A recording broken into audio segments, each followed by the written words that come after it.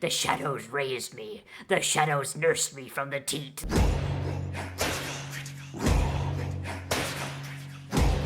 Hello there, ladies and gentlemen, and welcome back to another Monday, which means it is time for another Nozz Watches Vox Machina. Oh boy. So, in the last episode, our boys killed a fucking dragon, and they actually managed to make a dragon fight look interesting. That's very difficult. Dragons kind of suck. But apparently that was the end of a campaign that they did, like, before they started streaming.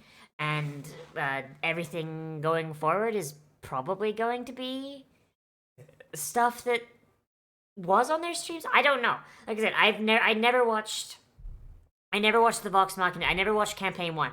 I came in on campaign 2, and even then I didn't watch the whole fucking thing. I am like 4 fucking streams behind on campaign 3. So, not the biggest. I feel like I should reiterate that one. But, hey, I like D&D. I play D&D a lot, so I am very excited to see where this campaign goes from the start. Because, hey, if you start with fucking dragons, you can only go up from there, right? So, let's see how they do, shall we? 3, 2, 1, and go! Amazon Original.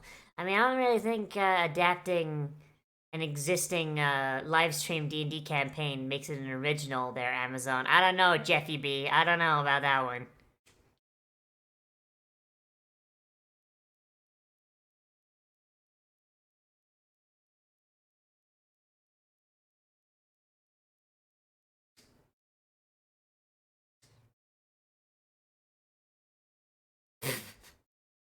Oh boy, it's this character archetype! Wow, there's always one of these, huh? Character that comes from a happy family that watches them get butchered in front of them, huh? Christ.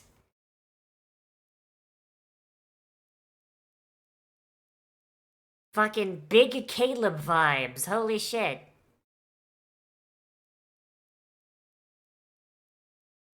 That was Caleb's backstory, right? He watched his family get fucking burned down in front of him.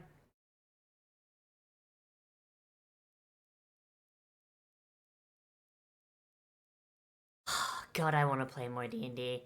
I want to play more D&D and have, like, a character who is just so fucking destroyed.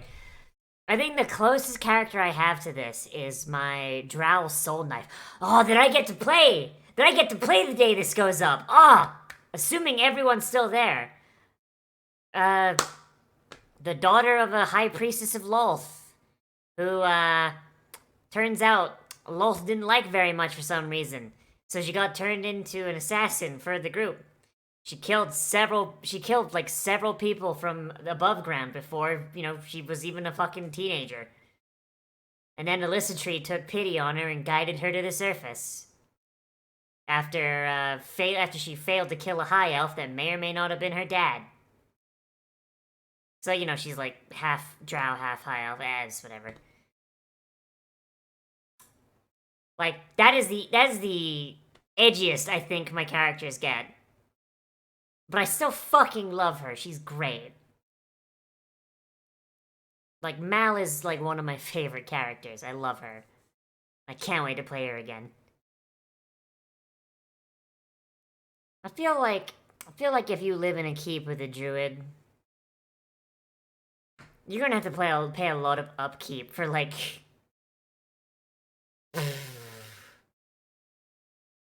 dealing with, like, fucking, like, root damage to your fucking mortar.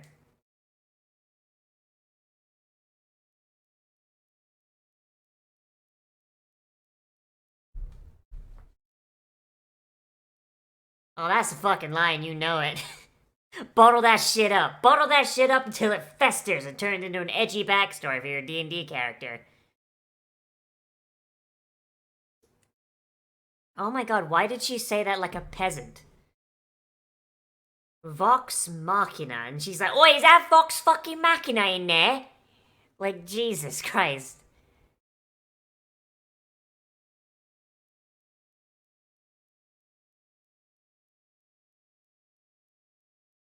Oh, this fucking...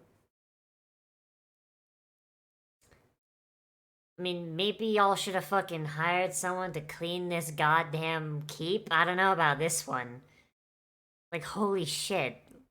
Even their cobwebs have cobwebs.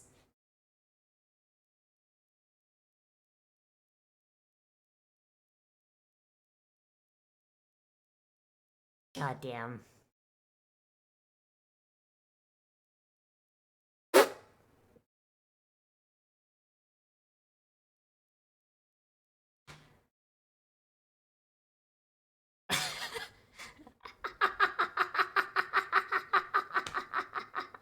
Alright then, okay then, another fucking dipshit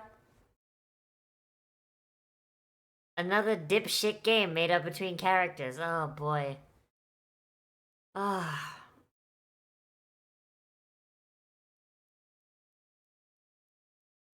Of course he has a fucking reflective crotch plate, of course he does.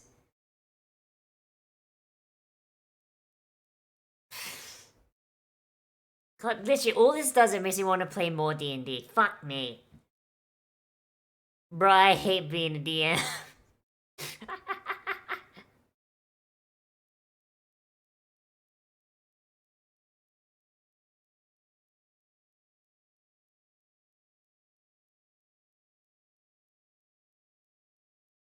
I... Scanlan's fucking eyeshadow is on fucking point. I... Like, damn. Oh man, his eyeliner on point too, god damn! That's a fucking bard after my own goddamn heart, holy shit!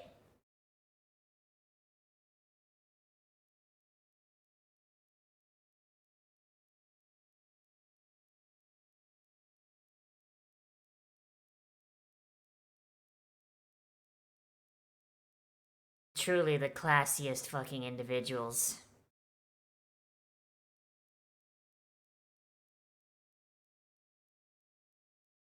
What?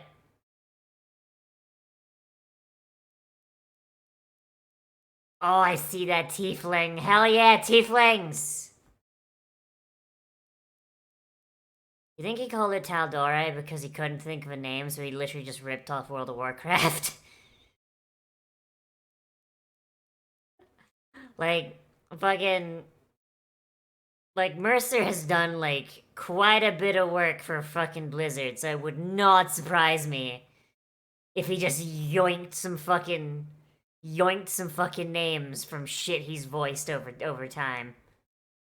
I don't know, man.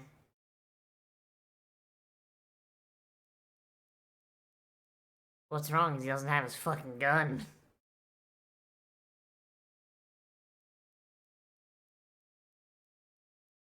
I don't know, man. It looks like a really sexy vampire. Maybe you should roll to seduce. That's what I would do.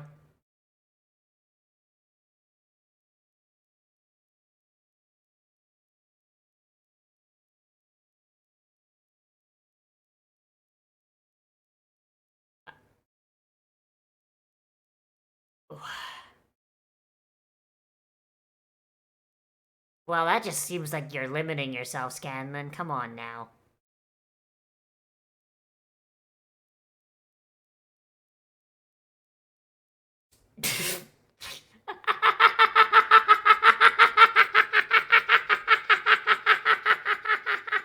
Oh my god, okay, all this is making me do is making me hope the fucking Mighty Nine gets fucking adapted so I can see so I can fucking see not cause holy shit. If this is Scanlan, holy fuck, I can't wait to see how they adapt not. And then I'll proceed to get very, very disappointed when they fucking cowered out and turned not into a fucking halfling. God, I fucking hate that. Like, I understand, like, why they did it, but it feels like, you know, it feels like a hate crime. God, that's just the sexiest vampire, man. God, I would fucking... Holy shit. I would. I would. Holy shit. Hmm.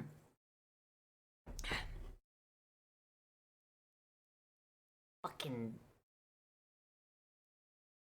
fucking love these tiefling designs, dude. Holy shit. There's so many fucking sexy fucking character designs here. Holy shit. This is what Dungeons and Dragons does to you. It shows you character designs that you fucking would.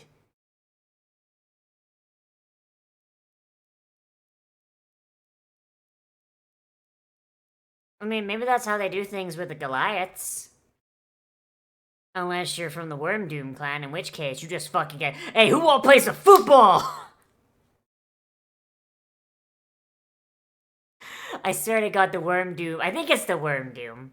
There's another clan like this right next to them that's like actually really murdery, but I'm pretty sure this is a Worm Doom clan. There's the entire fucking tribe of Goliaths up in Icewind Dale. They settle everything through essentially just playing some fucking football. Like, holy shit. Like, the way you ally with them is literally just fucking playing football with them. Holy shit, he fucking turned his belt into a snake! A snake with an eye patch! Let's go!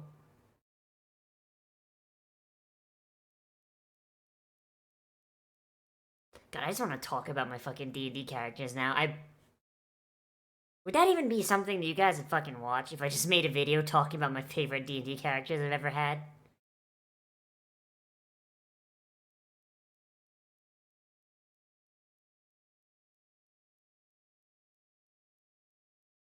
Hmm. Hmm.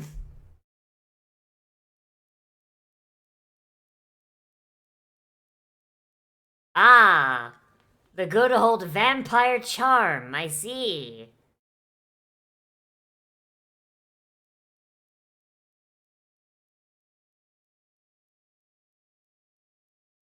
Man, it's a good thing, like, NPCs can basically have their wisdom saves basically fudged by the DM no matter what, huh?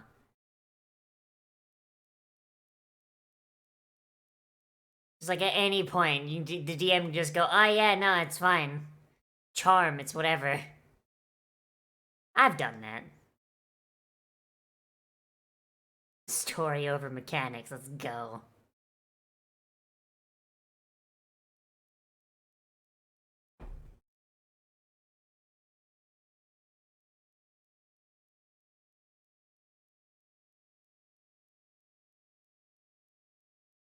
Oh!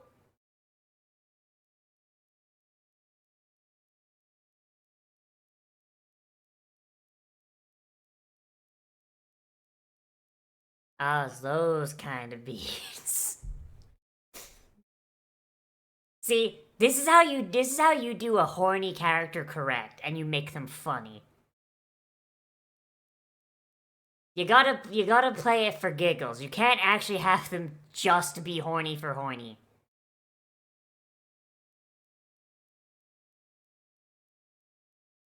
Inside you find pants of evil.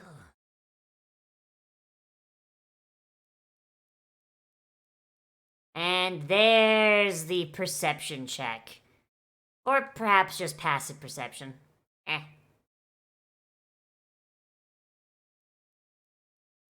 I fucking love how you can just see in this show, like, where the fucking checks are. Like, holy shit. It's amazing.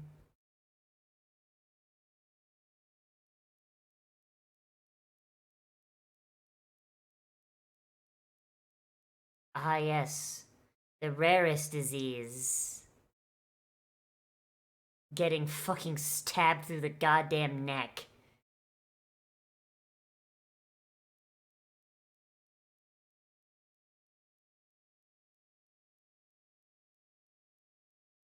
Oh, shit.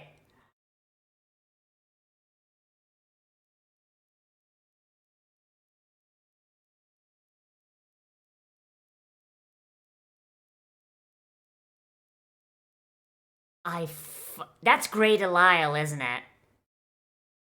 I'm fairly certain that's Grey Delisle. God, I fucking love her. Holy shit. Like, I don't, like, holy shit. Like, and I know she's like, oh god, I know some other, like, she's the bounty hunter in Star Wars: The Old Republic, for example. Like, and I think she's, and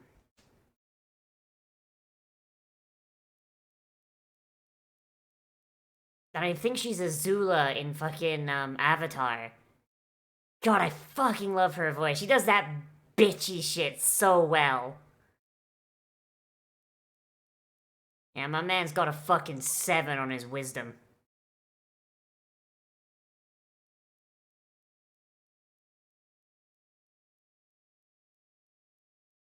Well, you gotta put that shit away now. Come on, Vax, go quick.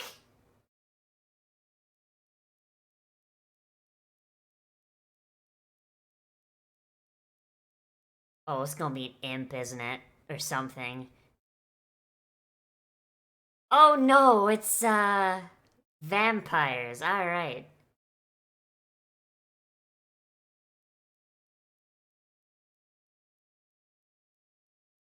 No weapons, idiot. Oh my.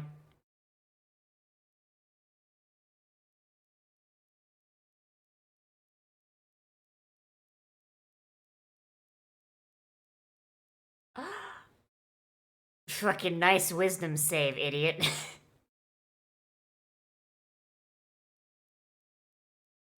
Damn, it's almost as if these fuckers have the fucking charm spell, huh?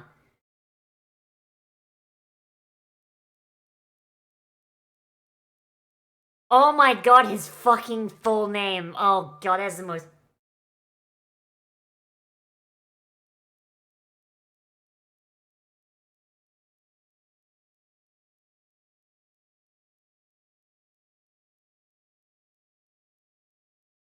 I thought he was a halfling. What the fuck?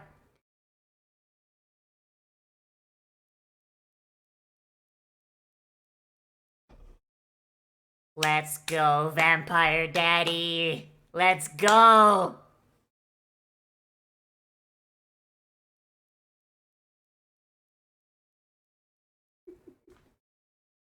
I fucking love vampires. They're my favorite monster. Oh, I love them.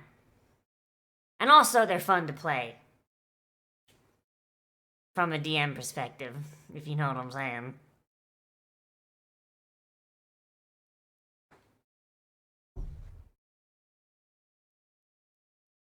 So, fun fact, there's a rule in one of my groups. I am not allowed anywhere near vampires anymore.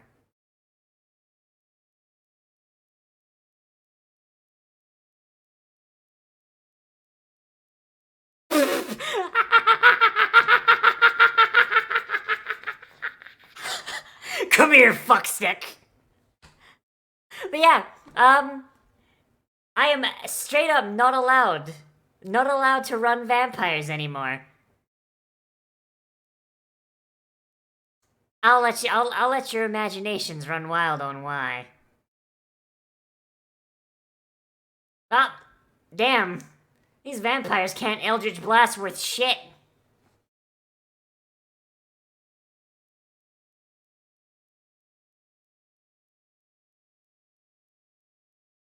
And he's practicing the Second Amendment.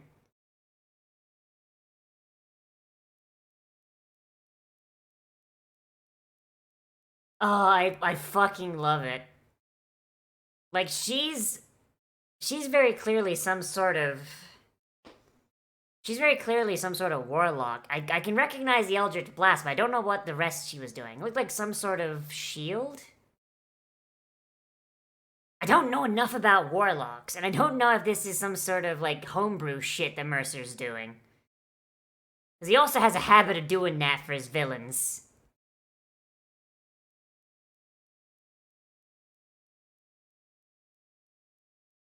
Another thing that's fun about vampires, a lot of them just go fucking bare-fisted because they can just do that.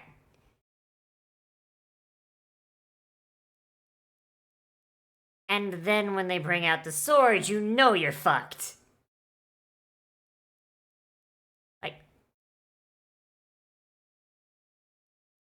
mean, if anything, my least favorite vampires are the ones that actually rely on magic. Yes, that includes Strahd. I give Strahd a sword when I run him now. Oh! Oh, that's a cute sword. I love it.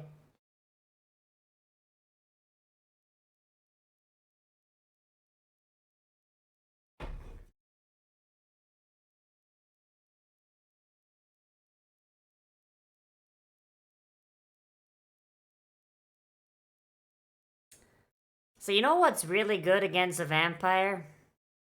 Believe it or not, bards do pretty well. Or at least, like, properly done bards do. So yes, Scanlan not being there is not great. Not great for them. Though the fucking cleric not whipping out the fucking radiant damage is definitely causing some problems. A couple of guiding bolts already would have solved that.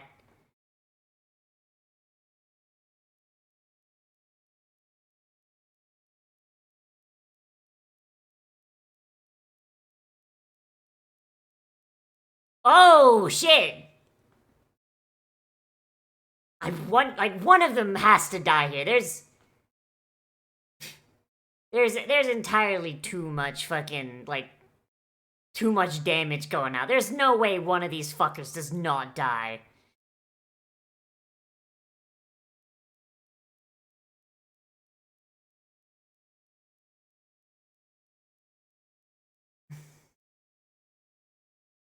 Oh, yep, that's D&D for you. You can very easily set up. You can set up like a moment where someone's gonna die and foreshadow the shit out of it. CG carriage re, by the way. And your players will just get a real lucky fucking crit and somehow survive.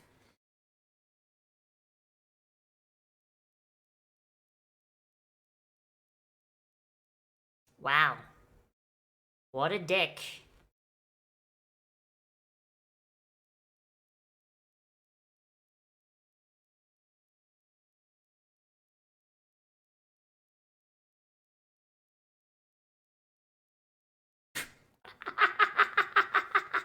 Holy shit, I fucking love that Pepperbox speed loader. Holy shit.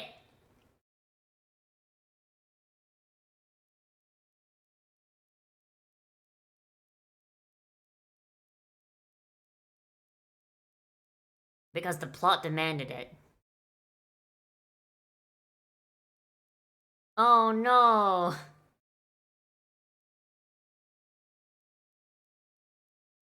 Oh no, superpowered dark side. Can't believe it.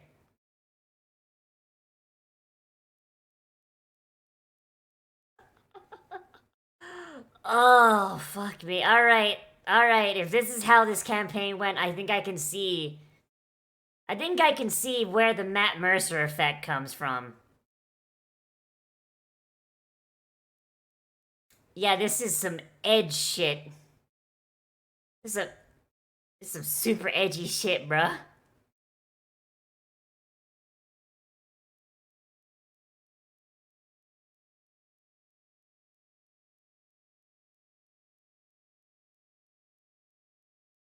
And now you're in jail. I mean, technically, our boy didn't do anything wrong. Ah, shit. Fucking stupid Amazon autoplay. God damn it. Let's see if I can actually get in there and get back to episode 3. Shit my fuck. Alright, well, I don't know where the credits are. But... Oh boy, alright, so that episode was absolutely fucking great. Alright, so,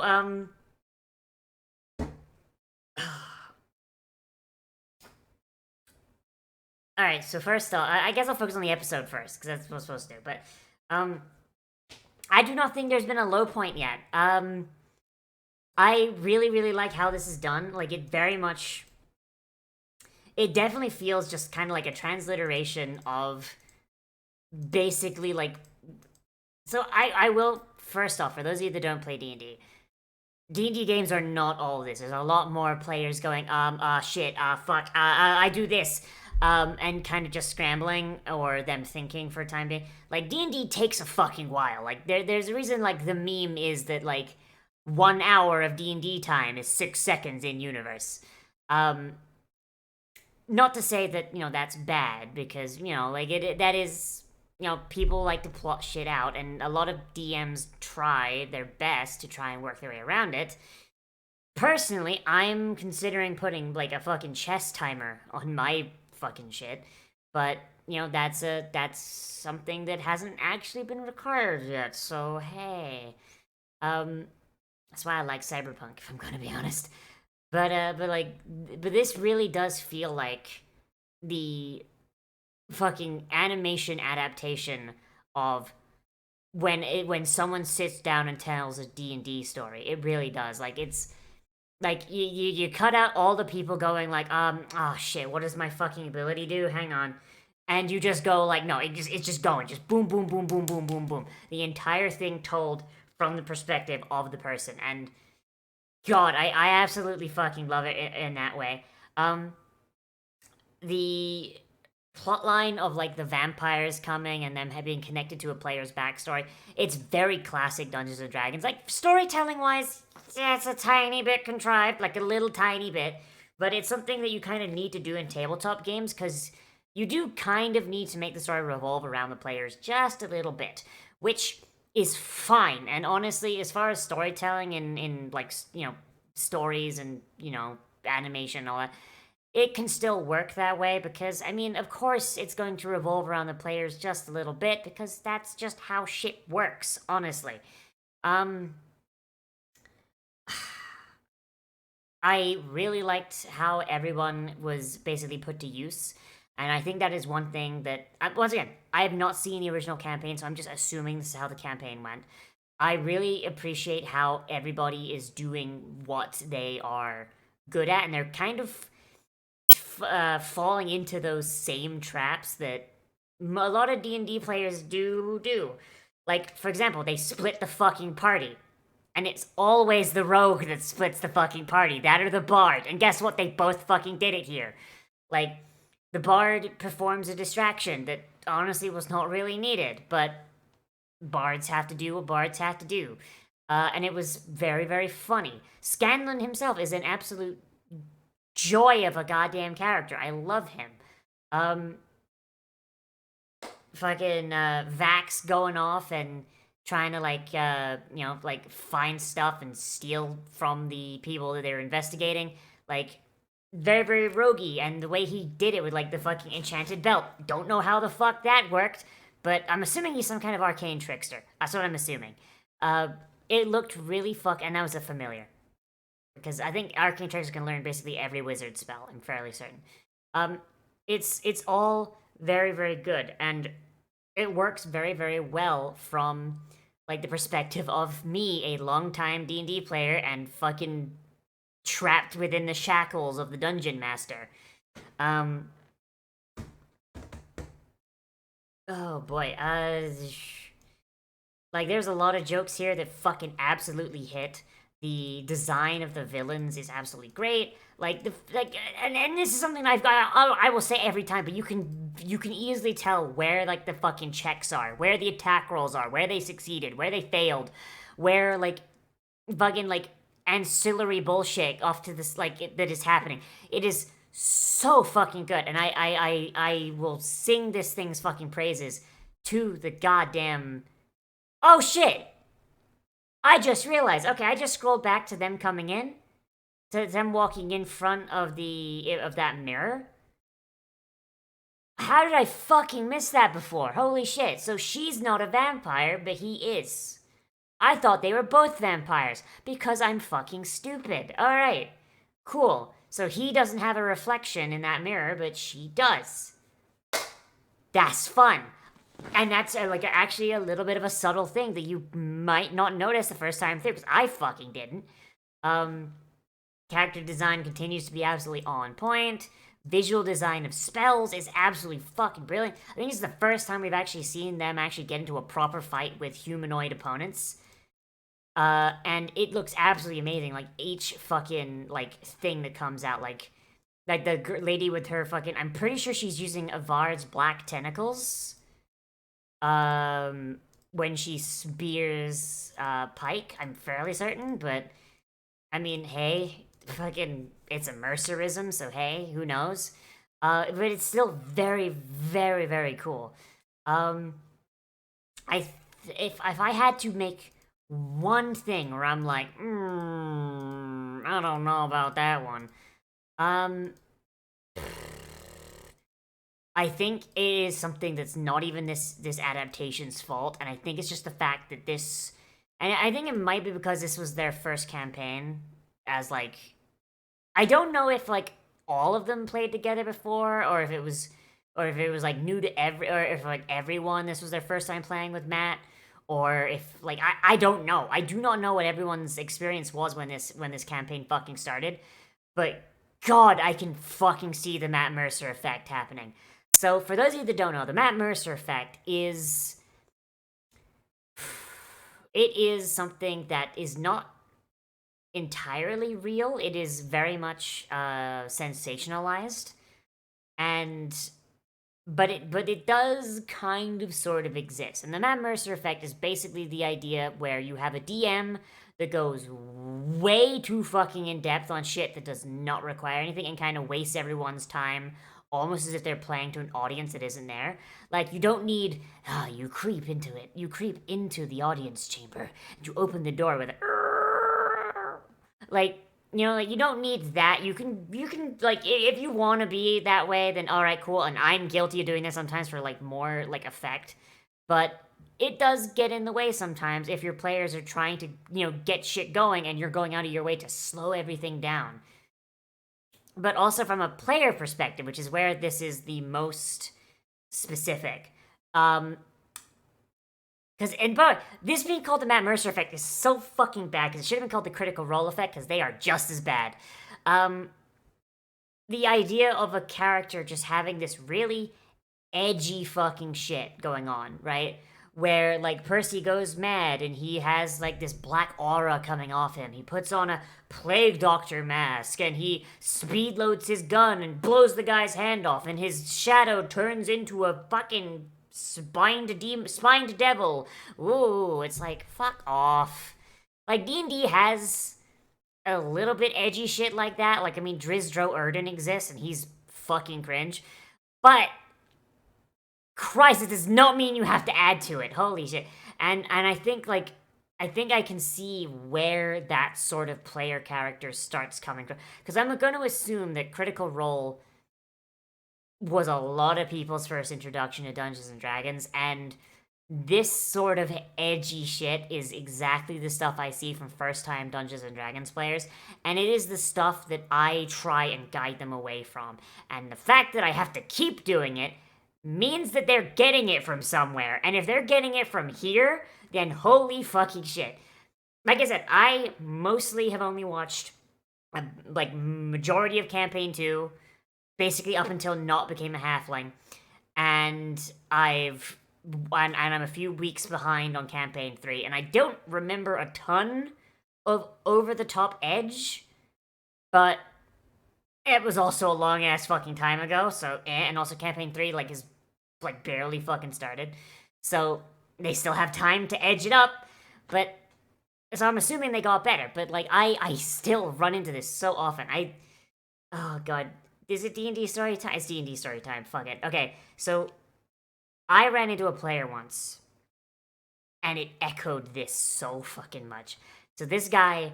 So I've got my own edgy character. I just went into my fucking edgiest character, fucking like Mal Icard, the fucking half drow, half high elf, fucking like got like soul knife, raised to be an assassin from basically birth because she wasn't fucking accepted by Lolth. Edgy, ooh, but it's a fucking drow, right? You have to go a little bit edgy on it. But this guy went out of the fuck. Okay, so oh god, so I don't want to like fucking like, give away who this guy is, because I think people might know who he is, and I don't want to fucking sell his ass down the river because people know who he is, because he's better now. He's better now. So this guy, his first ever character that I wound up DMing for him with, Um,